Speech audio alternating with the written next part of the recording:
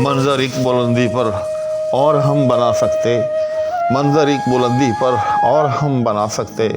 عرش سے ادھر ہوتا کاش کے مقام اپنا۔ السلام علیکم ناظرین، تو وہ غزل کے جو اس وقت زیر تشریح ہے، ذکر اس پریوش کا اور پھر بیان اپنا، بن گیا رقیب آخر جو تھا رازداں اپنا، اس کا تیسرا شعر لے کر آپ کی خدمت میں حاضر ہو رہا ہوں۔ چنانچہ بے تکلف اور بلا تاخیر اس کی تشریح شروع کرتا ہوں۔ جہاں تک اس میں کسی مشکل لفظ کا تعلق ہے تو اس شعر میں کوئی ایسا مشکل لفظ نہیں ہے، کہ بڑے واضح الفاظ ہیں کہ منظر ایک بلندی پر اور ہم بنا سکتے، تو اس میں کوئی ایسا مشکل لفظ نہیں ہے۔ اسی طرح سے دوسرے مصرعے میں بالکل واضح الفاظ ہیں، البتہ اس کی جو توضیح اور اس کی جو تشریح ہے وہ میں سمجھتا ہوں کہ بہت پہلو دار۔ اس میں سب سے پہلا جو لفظ ہے منظر، اصل میں اس کا مطلب ہوتا ہے وہ جگہ، جیسے میں نے پہلے بھی عرض کیا تھا ایک دن آپ لوگوں سے، کہ عربی زبان کے اندر جو مفعل کا وزن جو ہوتا ہے یہ ظرف زمان یا ظرف مکان کے لیے مستعمل ہوتا ہے۔ جیسے مقتل کسی کے قتل کیے جانے کی جگہ، مذبح کسی کے ذبح کیے جانے کی جگہ، اسی طرح سے منظر نظر کیے جانے کی جگہ۔ اسی لیے کہا جاتا ہے کہ وہ منظر اچھا ہے یا برا ہے، یا میں نے ایک منظر دیکھا، یعنی وہ مقام جہاں آپ نظر ڈالیں۔ تو اب میں سمجھتا ہوں کہ اس شعر کی ایک وہ تشریح ہے جو بظاہر ہے، اور وہ انتہائی مبالغہ پر مشتمل ہے۔ مبالغہ کسے کہتے ہیں؟ سر دست آپ اتنا سمجھ لیں کہ کسی چیز کو بہت بڑا چڑھا کر جو ہے وہ بیان کرنا۔ جیسے وہ ایک معروف شعر ہے، کل رات ہجر یار میں رویا میں اس قدر، کل رات ہجر یار میں رویا میں اس قدر، چوتھے فلک پہ پہنچا تھا پانی کمر کمر۔ اب اندازہ لگائیں کہ کوئی صاحب ہیں وہ ہجر یار میں آنسو برسا رہے ہیں، رو رہے ہیں، اور اتنا رو رہے ہیں، اتنا رو رہے ہیں کہ جس سے بہنے والے آنسوؤں نے پہلے تو زمین کو جو ہے وہ پر کیا، پھر بلند ہونا شروع ہوا وہ پانی، حتیٰ کہ پہلا آسمان بھی کراس کیا، دوسرا بھی کراس کیا، تیسرا اور چوتھے پر پہنچ کر کمر کمر تک پانی جو ہے وہ کر دیا۔ تو حد نہیں ہو گئی۔ الغرض اس امر کو یا اس عمل کو جو ہے وہ مبالغہ آرائی کہتے ہیں۔ مبالغہ آرائی کا بھی جو ہے ایک الگ سے اصطلاح۔ تو اس شعر میں مجھے بظاہر جو ہے اس کی جو توضیح ہے وہ مبالغہ پر مشتمل نظر آتی ہے، کیونکہ آج کہتا ہے کہ منظر ایک بلندی پر اور ہم بنا سکتے، عرش سے ادھر ہوتا کاش کے مقام، یعنی وہ اپنے آپ کو عرش کے مقام پر جو ہے وہ متصور فرما رہے ہیں، یعنی عرش تک تو جو ہے ہم پہنچ گئے ہیں، ہمارا مقام عرش تک پہنچ چکا ہے، کاش اس سے آگے بھی ہم ہوتے تو ہم ایک منظر جو ہے ہم اور بنا سکتے۔ منظر کیسے؟ یعنی اگر عرش سے اور بلندی پر ہمیں جو ہے جانا نصیب ہوتا تو پھر وہاں جا کر، یعنی عرش سے شاعر جو موصوف جو ہیں وہ اوپر تشریف لے گئے، عرش سے بھی اوپر تشریف لے گئے، ٹھیک، پھر وہاں جا کر جو ہے نظر چاروں طرف دوڑائی، تو ظاہر ہے جب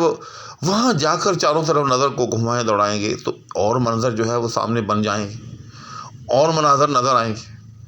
تو بظاہر یہ شعر جو ہے انتہائی مبالغہ آرائی پر مشتمل ہے، کیونکہ ہماری جو معلومات ہیں ان کی حد تک یہ کائنات جو ہے جو ہمیں نظر آتی ہے، عرش جو ہے وہ ان سب سے بالا ہے۔ اب یہ ایک الگ بحث ہے، یہ بھی یاد رکھیے گا، یہ جو میں گفتگو کر رہا ہوں یہ محض جو ہے وہ شعری انداز میں یا یوں سمجھیں کہ ایک ادبی انداز میں کر رہا ہوں، اس کا مسائل کے ساتھ کوئی تعلق نہیں، ٹھیک، یعنی شریعت کے ساتھ اس گفتگو کا کوئی تعلق نہیں، چونکہ شرعی طور پر عرش کسے کہتے ہیں اور عرش کی کیا کیفیت ہے یہ ایک الگ سے جو ہے بڑی لمبی بحث ہے، حتیٰ کہ امام مالک رحمہ اللہ کا وہ بڑا مشہور قول ہے کہ الاستواء معلوم وکیفہ مجہول وسؤال بہ بدع، یعنی اللہ جل شانہ کے بارے میں آتا ہے قرآن کریم کے اندر کہ ثم استوى علی العرش، کہ اللہ جو ہے پھر عرش پر مستوی ہوا۔ اب اس سے کیا مراد ہے کہ اللہ کا عرش پر مستوی ہونے کا کیا مطلب ہے؟ تو امام مالک سے یہ سوال ہوا تھا، تو آپ نے فرمایا تھا کہ الاستواء معلوم، کہ اللہ کا عرش پر مستوی ہونا معلوم ہے، اور یہ کہ کیفہ مجہول، اور اس کی کیا کیفیت ہے ہمیں اس کا کچھ علم نہیں۔ اور سوالوں بہا بدع، اور یہ پوچھنا اور اس کی تحقیق کرنے کی کوشش کرنا یہ بدعت ہے۔ تو یہ ایک الگ مسئلہ ہے۔ یہاں ہم صرف جس طرح سے کہ شعراء کے بارے میں خود قرآن کریم کے اندر آیا وَأَنَّهُمْ يَقُولُونَ مَا لَا يَفْعَلُونَ کہ شعراء وہ باتیں کرتے ہیں کہ جن کا حقیقت سے کوئی تعلق نہیں ہوتا، وہ کرتے نہیں ہیں، صرف کہتے ہیں۔ تو یہ شعر اسی قبیل سے کہ حل کہتا ہے کہ منظر ایک بلندی پر اور ہم بنا سکتے، عرش سے ادھر ہوتا کاش کے مقام، کہ عرش تک تو ہم پہنچے ہوئے ہیں، وہاں جو مناظر جو ہیں ہمیں نظر آ رہے ہیں، لیکن کاش ہم اس سے بھی آگے نکل جاتے اور ہماری آنکھوں کے سامنے مزید مناظر جو ہیں وہ پیدا ہو جاتے ہیں۔ تو میں اس شعر کی تشریح جو ہے 3 یوں سمجھ لیں کے حوالوں سے میں کرنا چاہوں۔ ایک تو یہ کہ جیسے میں نے ابھی آپ کے سامنے عرض کیا کہ یہ شعر جو ہے محض مبالغے پر مبنی ہے، ٹھیک۔ دوسرا اس کا انداز میں سمجھتا ہوں کہ شاعر نے اس میں عرش کو جو ہے بطور علامت کے لیا ہے، یعنی ایک بلندی کی علامت کے طور پر لیا ہے، اور غالب نے شعر و ادب میں جو مقام حاصل کر لیا، یہ دنیا کے اندر جو مقام پا لیا، یا محبوب کی نظروں میں تھوڑی دیر کے لیے جو مقام حاصل کر لیا، غالب اس سے بھی زیادہ جو ہے کسی مزید بلند اور عرفہ مکان کا جو ہے وہ خواہاں ہے، اور عرش کو بطور اس نے ایک علامت کے استعمال کیا، ایک بلندی کی علامت کے طور پر، اور گویا کہ اس خواہش کا اظہار کیا کہ جس مقام پر میں اس وقت موجود ہوں، یا جس مقام پر ہم اس وقت موجود ہیں، مرزا غالب فرما رہے ہیں، کاش ہمیں اس مقام سے بھی اور جو ہے بلند تر مقام جو ہے وہ ہمیں حاصل ہوتا۔ گویا کہ غالب نے عرش کی صورت میں یا عرش کو بطور علامت استعمال کرتے ہوئے مزید بلندی کی جو ہے وہ خواہش فرمائی ہے۔ تیسرا اس شعر کا ایک اور پہلو یا تیسری یوں سمجھنے کی ایک اور تشریح جو کہ سلیم یوسف چشتی صاحب نے اپنی شرح میں فرمائی ہے، وہ بھی آپ جو ہے وہ سمجھ لیں۔ وہ کہتے ہیں کہ مرزا غالب نے اس میں اللہ جل شانہ کی ذات جو ہے اس کی جو کون حقیقت ہے، گویا کہ اس تک رسائی کا جو ہے اس میں ذکر کیا ہے۔ تو علم کہتا ہے کہ ہم نے اللہ جل شانہ کو عرش کے حوالے سے جو ہے وہ سمجھا کہ ثم استوى علی العرش، کہ اللہ جو ہے وہ عرش پر جو ہے مستوی ہے، یعنی ہمارا علم بس یہی تک ابھی تک جو ہے وہ پہنچ سکا ہے کہ اللہ کی جو ذات ہے وہ عرش پر جو ہے وہ مستوی ہے، لیکن اس سے آگے اللہ کی جو کون حقیقت ہے، جو اس ذات کا کما حق ہو ادراک ہے، کاش ہمیں وہ بھی حاصل ہوتا۔ تو منظر ایک بلندی پر اور ہم بنا سکتے، عرش سے ادھر ہوتا کاش کے مقام پر، کہ کاش ہمارے ذہن میں اس ذات واجب الوجود کا جو ایک تصور ہے اور جو کہ عرش تک ہی محدود ہے، کاش ہماری معلومات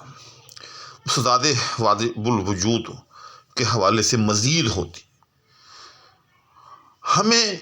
اس سے بھی زیادہ معلومات حاصل ہوتی اللہ تعالیٰ کی ذات کے بارے میں کہ وہ عرش پر مستوی ہے،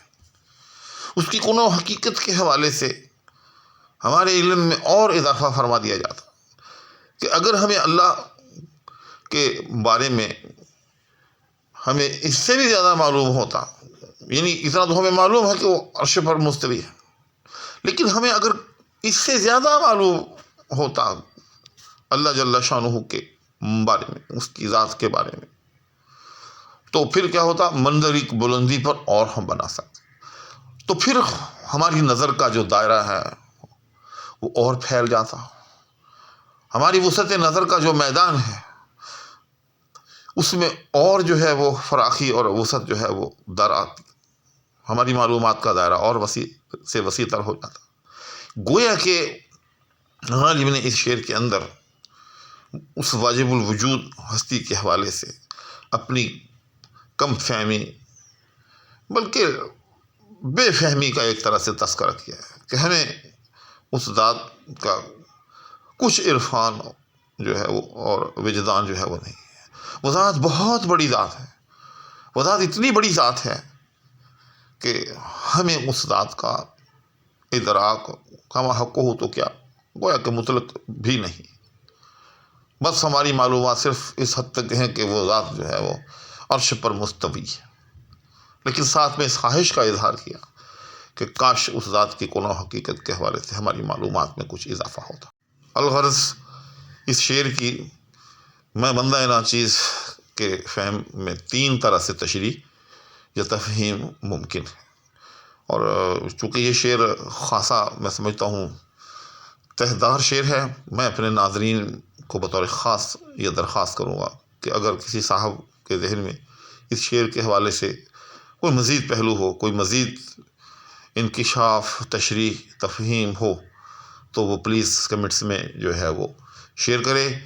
تاکہ میں ناچیز کا بھی بھلا اور فائدہ ہو، اور دیگر احباب جو چینل کو دیکھتے رہتے ہیں ان کی معلومات میں بھی اضافہ ہو۔ اسی کے ساتھ اور دعاؤں کی درخواست کے ہمراہ اب آپ سے اجازت چاہوں گا۔ اللہ حافظ۔